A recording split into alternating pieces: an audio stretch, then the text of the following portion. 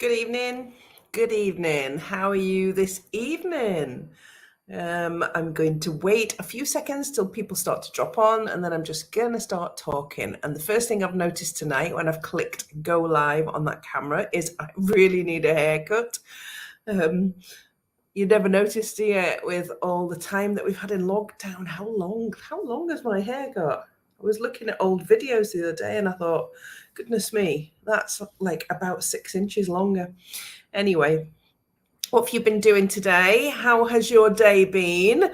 Please let me know. Let me know if you're watching live with a hashtag live. Let me know if you are going to watch on replay, or if you're watching on replay with hashtag replay. Let me know where in the world you're watching from. And please feel free to ask questions at any point in time. Now, I can't see comments on all the platforms. So if I don't answer your question in the live, put it in the comments and I will come back to you, I promise.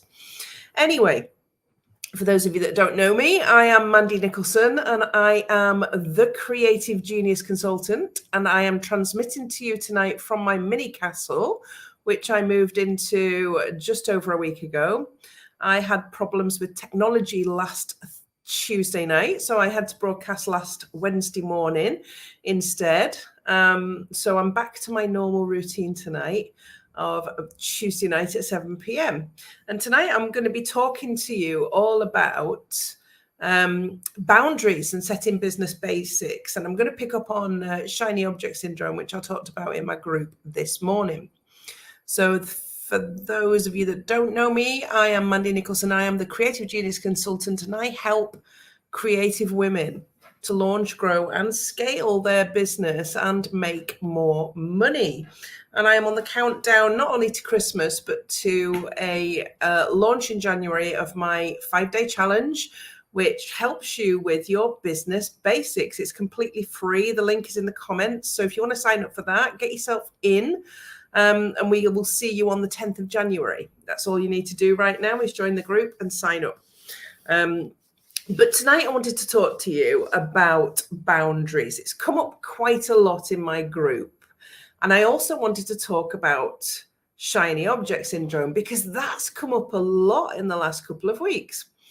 I talked about it this morning on the live in my group, the Creative Genius Corner. Now, if you're not in my group and you'd like to join, I've put the link in the comments. You can join if you want to be a part of the group. There's lots of information in there about things, but I talked today about shiny object syndrome and how it's almost interwoven into the creative psyche, that when things get difficult, when we're in business, we go into business as creatives because we want to sell the stuff that we create. We are creative and makers, and we want to sell our products, our creations, our services that we create, our training programs. We want to do that. We want to make some money, but not necessarily everybody is really good at applying themselves to the business strategies and basics that we need in order to stay on track and make money in business. Because what happens is we are distracted as creatives. Shiny objects, the next big idea, the one that we have been working on is not making us enough money right now. And it's becoming difficult, and you're not getting the leverage and the money that you want to be making. So therefore you go off on a tangent to the next shiny idea. And that's shiny object syndrome. I've been talking about that extensively in my group this morning. But tonight I wanted to talk about boundaries, because alongside shiny object syndrome and all the things that creatives experience that hold them back from making real money in the business, and this is why I stepped up into the creative space. I want creative women to be making substantial amounts of money in their business. And in order to do that, you've got to learn how to become an entrepreneur, not just a creative. You've got to learn the strategies and the processes that go hand in hand with building a business of any kind. It doesn't matter whether it's bricks and mortar, whether it's online, whether it's crafting, whether it's art. It doesn't matter what it is. There's a structure that you need to have in your business. And we get very bored very easily as creatives. And this is where we go off at a tangent. So it's really important to put boundaries in place to manage our own distractions and to manage the things that we know are going to be the things that take us off track, let us down, cause us not to make the consistent and predictable income that we need coming in to our business. Because it's almost like many of the creative ladies that I come across, it's almost like they're just about there, they're almost there, and then they're off shiny object chasing. And the business doesn't get on rails and actually grow and create that persistent income, that predictable income where you can actually build and grow it and then move on to the shiny object. So boundaries are really important. Setting boundaries in your business for you as the business owner, but also for other people. So for clients, for your team when you do start to recruit them, for suppliers, and for people that you do business with in order to get the goods that you need to make, because you will be buying things as well. So having your business basics in place and having strong boundaries right from the get-go is what's going to help you to build and create a successful business. So here's where you need to start. So I've got 7 key points that I want you to think about when you are building your business basics and in setting boundaries for yourself and others. And number 1 is to truly understand yourself and the way that you work. So when are your peak flow times? When are you at peak and at high productivity? For some, that's first thing in the morning. For some others, they come to life in the afternoon or the evening. When are you at peak performance? So understanding yourself and the way that you work. When do you create best? But also, when do you implement processes best? Your business is a combination of making and of online scheduling, content creation, communication with your customers, managing online platforms. How much do you do of each? And let me tell you now, it should be 90% marketing, 10% talent. Yeah, and I tell my ladies in my program this all the time. 90% marketing, 10% talent. How much do you do of each? How do you work right now? How much time do you allocate, and when are your most productive times? Are you setting goals? Are you using a planner? How do you work? Understanding yourself and the way that you work enables you to put boundaries in for yourself. So when you're setting goals and using your planner, if you're high productivity between 8 and 11 in the morning, that's when you do the jobs that you like the least and you get them out of the way. And when that motivation and productivity dips, you can do other tasks. So that's number 1, understanding yourself and the way that you work. This allows you to put boundaries in place for yourself to manage you going off a tangent and following that shiny object. Number 2 is assessing the potential of all of your ideas. So you will have lots of ideas as a creative. Some of them are going to be shiny objects. Some of them are going to be really good ideas that may be viable for your business now or in the future. But if you're currently working on an idea and it's not working for you, it's not right to leave that idea and go off and follow another one without first doing your market research, looking at your competitors, seeing what they are doing, understanding if it's a different ideal client, understanding all the parameters around that next potential ideas before you pursue it. Set your boundaries. Do not allow yourself to go and pursue the next thing until you have followed a procedure, a very, very stringent vetting procedure that includes all of those things. Market research, ideal client, where are they hanging out? What are your competitors doing? What's the pricing? What's the viability? You should not be going off just doing things without having a strategic business approach to it. So that's number 2, point number 2 that I want to take you through tonight. Number 3 is setting really robust goals. Robust goals in your business that keep you on track. They set a boundary because they manage the road that you are going on in your business. There may be times when you want to take a turn left or a turn right, and this is you following ideas and shiny objects again. But if you've got really robust goals in your business, they keep you moving forward towards where you want to be without taking the wrong turn, U-turn, or going off at a tangent. So that's point number 3. And I've got 7 for you tonight, by the way. So I'm going to keep talking and I will run through them again at the end. So number 3 is setting robust goals. These are all boundaries that you're putting in place in your business to manage you and to manage yourself so that you can build and grow a really successful business. Number 4 is to limit the number of projects that you are doing at any one time. I know we think as women, we can multitask, and as creatives with all these ideas that we have, that we can multitask and we can do several things at once. If you try and do multiple projects, you are not giving any one thing your 100% attention. Therefore, nothing is going to be working for you and bringing you that predictable income that you desire in your business that makes it a successful business. So it might seem great, I mean, I manage multiple projects, but I have a team of people now that do this for me. I don't actually have to do all the things. I can be writing a book and doing a launch and managing my program and painting at the same time because I have a team. If you haven't got a team and there is just you, you've got to be really sensible about the number of projects that you manage, because having multiple projects just waters down. You need to land and nail your main project, your main idea, and have your predictable income coming in from that one thing before you start adding other things that can be really resilient in your business. So that's number 4.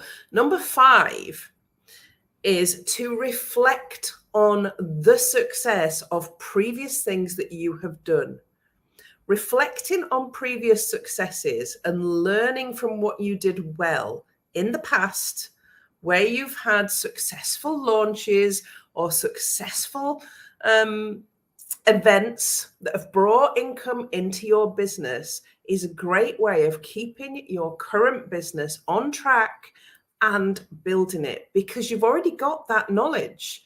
You already know what's worked for you. Often we can do something really successfully and then move on to the next shiny thing and leave that knowledge sitting somewhere in the ether behind us. And it's valuable to us. It's taught us what to do. And often business is about repetition, about learning from what we've done well and doing it again and doing it better and bigger and building on it. So that's number 5, reflecting on previous successes. These are the things that are going to help you to set boundaries in your business and to keep moving towards your goal without going off at a tangent and following the shiny objects. Number 6 is to reduce your time on social media. And I know I've just said earlier on, business is 90% marketing and 10% talent. And it is. But that does not mean you should be on social media just scanning. You need to be allocating time to that task of scheduling social media, doing your marketing strategy and your marketing plans, creating your events, all the things that you will be using to sell your product or service. That's marketing, it's sales.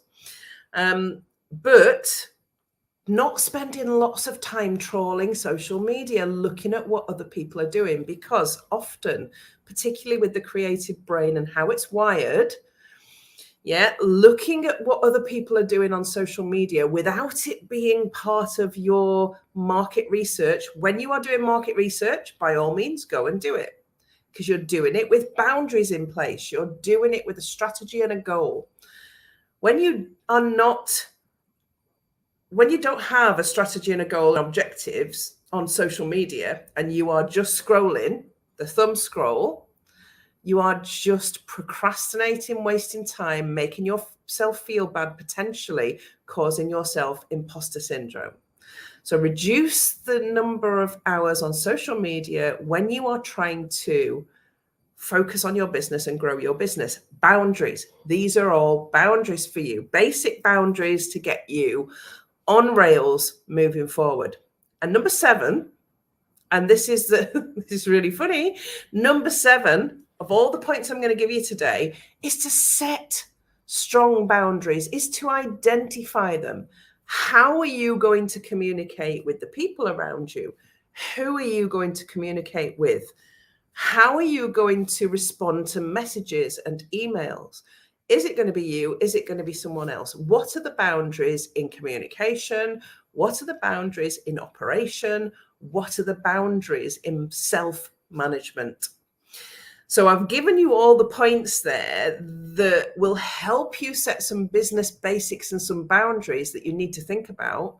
And the last point is to sit down and say, what am I prepared to do? So let me give you an example. For instance, in my signature program, one of the first parts of the training when people come into the program, that's the dog moving around in the back, by the way. One of the first things that I do as people come into the program when they sign up is there's a welcome video. And the welcome video tells people how it's going to be, how I'm going to communicate, how often, how they expect to see me, what I will accept from them, what not to do, what I won't accept. I repeat that video in Teachable and in my group and on a regular basis so that people know from the get-go what the boundaries are in my business and what to expect from me. That means that everybody knows where they stand. Everybody knows what's happening. It's the same with my team. We have a monthly meeting. I send out an agenda. We review the performance of the business.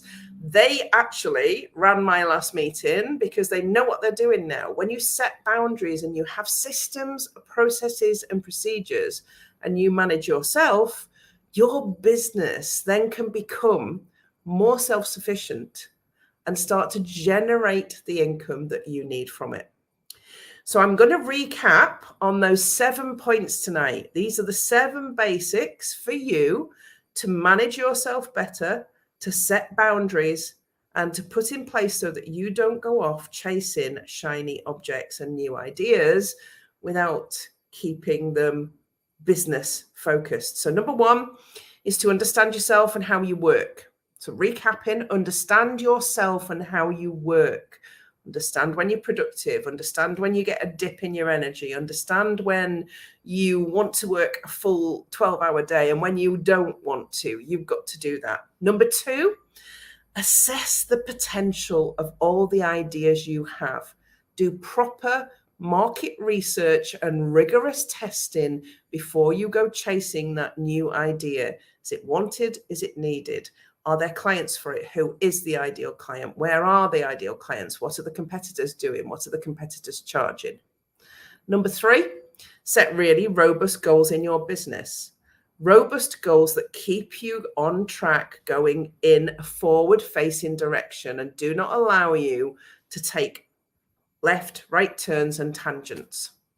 Number 4, limit the number of projects at any one time that you are managing so that you can put your energy and attention into the main project that's going to bring you the income in your business. Number 5, reflect on your previous successes. Use that knowledge and education that you have, and use it. Repetition serves again and again and again. Number 6, reduce your time on social media. That's non-productive time, that's scrolling time. We all do too much of that. Be really specific, really strict on yourself, setting boundaries. And number 7, set strong boundaries for all the previous 6 so that you can manage yourself to be the entrepreneur that I know you are. And so that you're not dabbling in business, that you are doing business properly. Now, there's a lot in there, guys. There's a lot in there. Yeah. And I like to try and summarize it for you. But if you really want to get stuck into the business basics, honestly, come and join me in my next 5-day challenge. Starts on the 10th of January. 5 days of really delving deep into the basics of getting your business set up proper. It's made a big difference to many ladies. In the last one, which was September, I only do them quarterly. So 10th of January is the start. The link somewhere in the comments. I would love to see you there. Don't forget, if you've got any questions, please ask them in the comments. I will come back to you. It might not be today. I will come back to you and answer all your questions. And thank you for watching me. I will be here, same time, same place next Tuesday. And that'll be my last live then for a couple of weeks, because we're shutting down from next week till the 3rd of January. So I will make sure that I go out on a really positive live next Tuesday, and I will see you again week commencing 3rd of January, the week before my 5-day challenge starts. So I'll see you then. Have a wonderful week. Have an amazing weekend. Bye for now.